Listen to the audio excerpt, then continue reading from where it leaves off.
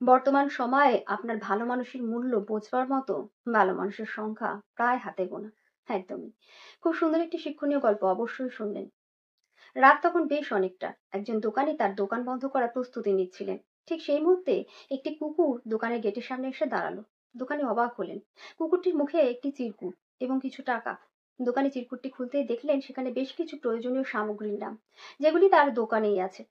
দোকানি সামগ্রী এবং ব্যালেন্স টাকা একটি প্যাকেটে ভরলেন এবং কুকুরটির সামনে রাখলেন। কুকুরটি তৎক্ষণাৎ প্যাকেটটি মুখে তুলে রওনা হলো। দোকানের বিষয়টি অনেক ভালো লাগলো। তিনি কৌতূহলী হলেন এটা জানার জন্য কুকুরটি কোথায় যাচ্ছে।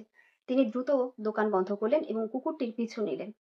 খানিকটা পথ যাওয়ার পর তিনি দেখলেন কুকুরটি একটি বাড়ির দরজার সামনে এসে দাঁড়ালো। দু পা তুলে কলিং বেল চাপতে আরম্ভ করলো।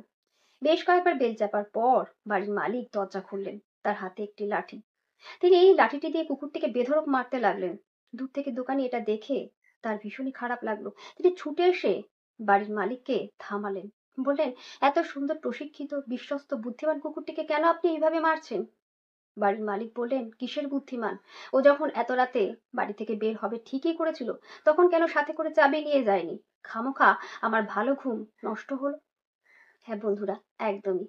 আপনার চারপাশেও এমন অনেক মানুষজন, অনেক আত্মীয় পরিজন আছেন, যাদের আপনি যতই খুশি করার চেষ্টা করুন না কেন তারা কিছুতেই সন্তুষ্ট হবার নন। এদের আচরণে কখনোই দুঃখী হবেন না, বরং এদের চিনতে শিখুন, প্রয়োজনে এদের সঙ্গ ত্যাগ করুন।